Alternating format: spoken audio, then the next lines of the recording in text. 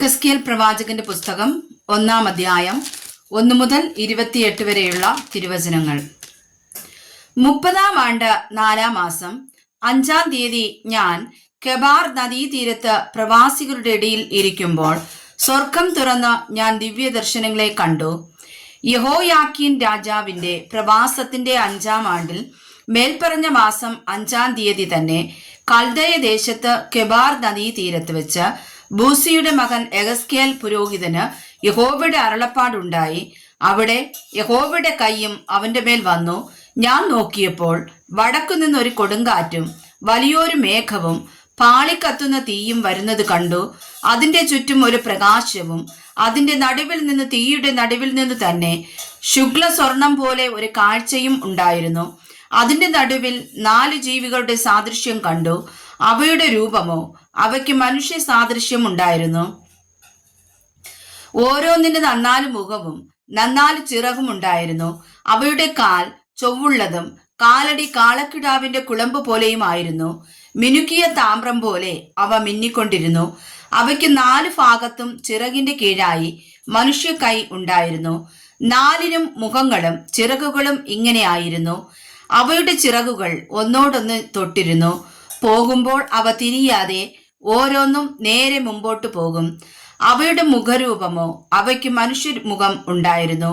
4 വലത്തുഭാഗത്ത് സിംഹമുഖവും ഇടത്തുഭാഗത്ത് കാളമുഖവും ഉണ്ടായിരുന്നു. 4 കഴുകുമുഖവും ഉണ്ടായിരുന്നു. ഇങ്ങനെ ആയിരുന്നു അവയുടെ മുഖങ്ങൾ. അവയുടെ ചിറകുകൾ മേൽഭാഗം വിടർന്നിരുന്നു. ഈ 2 ചിറക് തമ്മിൽ തൊട്ടും ഈ 2 ചിറക് കൊണ്ട് ശരീരം മറച്ചും ഇരുന്നു. അവ ഓരോന്നും നേരെ മുമ്പോട്ട് പോകുമ്പോൾ അവ തിരിയാതെ ആത്മാവിന് പോകേണ്ടിയ ഇടത്തേക്ക് തന്നെ പോകും. ജീവികളുടെ നടുവിൽ കത്തിക്കൊണ്ടിരിക്കുന്ന തീക്കനൽ പോലെയും പന്തങ്ങൾ പോലെയും ഒരു കാഴ്ചയുണ്ടായിരുന്നു. അത് ജീവികളുടെ ഇടയിൽ സഞ്ചരിച്ചു കൊണ്ടിരുന്നു. ആ തീ തേജസ്സുള്ളതായിരുന്നു. തീയിൽ നിന്ന് മിന്നൽ പുറപ്പെട്ടുകൊണ്ടിരുന്നു. ജീവികൾ മിന്നൽ പോലെ അങ്ങോട്ടും ഇങ്ങോട്ടും ഓടിക്കൊണ്ടിരുന്നു. ഞാൻ ജീവികളെ നോക്കിയപ്പോൾ നിലത്ത് ജീവികളുടെ അരികെ 4 മുഖത്തിനും നേരെ ഓരോ ചക്രം കണ്ടു. ചക്രങ്ങളുടെ കാഴ്ചയും പണിയും പുഷ്പരാഗത്തിന്റെ കാഴ്ച പോലെ ആയിരുന്നു. അവയ്ക്ക് 4 ഒരു ഭാഷ തന്നെ ആയിരുന്നു. അവയുടെ കാഴ്ചയും പണിയും ചക്രത്തിൽ കൂടി മറ്റൊരു ചക്രമുള്ളതുപോലെ ആയിരുന്നു. അവയ്ക്ക് 4 ഭാഗത്തേക്കും പോകാം. തിരിവാൻ ആവശ്യമില്ല. അവയുടെ വട്ട് പൊക്കമേറിയതും ഭയങ്കരവും ആയിരുന്നു. 4 വട്ടുകൾക്ക് ചുറ്റും അടുത്തടുത്ത് കണ്ണുണ്ടായിരുന്നു. ജീവികൾ പോകുമ്പോൾ ചക്രങ്ങളും ചേർന്നു തന്നെ പോകും.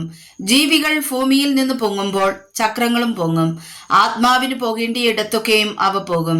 ജീവികളുടെ ആത്മാവ് ചക്രങ്ങളിലായിരുന്നത് കൊണ്ട് ചക്രങ്ങൾ അവയോടുകൂടെ പൊങ്ങും.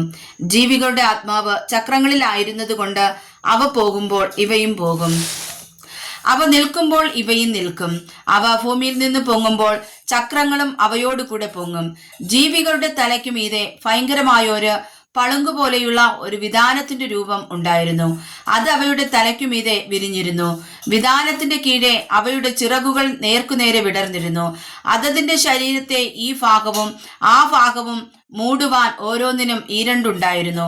അവ പോകുമ്പോൾ ചിറകുകളുടെ ഇരച്ചിൽ വലിയ വെള്ളത്തിന്റെ ഇരച്ചിൽ പോലെയും സർവശക്തന്റെ നാദം പോലെയും ഒരു സൈന്യത്തിന്റെ ആരവം പോലെയുമുള്ള മുഴക്കമായി ഞാൻ കേട്ടു. നിൽക്കുമ്പോൾ അവ ചിറകു താഴ്ത്തും.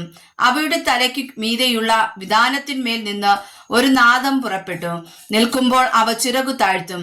അവയുടെ തലയ്ക്കു മീതെയുള്ള വിധാനത്തിനു മീതെ നീലക്കല്ലിന്റെ കാഴ്ച പോലെ സിംഹാസനത്തിന്റെ രൂപവും സിംഹാസനത്തിന്റെ രൂപത്തിന്മേൽ അതിനു മീതെ മനുഷ്യ സാദൃശ്യത്തിൽ ഒരു രൂപവും ഉണ്ടായിരുന്നു. അവന്റെ അര മുതൽ മേലോട്ട് അതിനകത്തു ചുറ്റും തീക്കൊത്ത ശുക്ല സ്വർണം പോലെ ഞാൻ കണ്ടു. അവന്റെ അര മുതൽ കീഴോട്ട് തീ പോലെ ഞാൻ കണ്ടു. അതിന്റെ ചുറ്റും പ്രകാശവും ഉണ്ടായിരുന്നു. അതിന്റെ ചുറ്റുമുള്ള പ്രകാശം മഴയുള്ള ദിവസത്തിൽ മേഘത്തിൽ കാണുന്ന വില്ലിന്റെ കാഴ്ച പോലെ ആയിരുന്നു. യഹോവയുടെ മഹത്വത്തിന്റെ പ്രത്യക്ഷത ഇങ്ങനെയായിരുന്നു കണ്ടത്. അത് കണ്ടിട്ട് ഞാൻ കവിണ്ണു വീണു.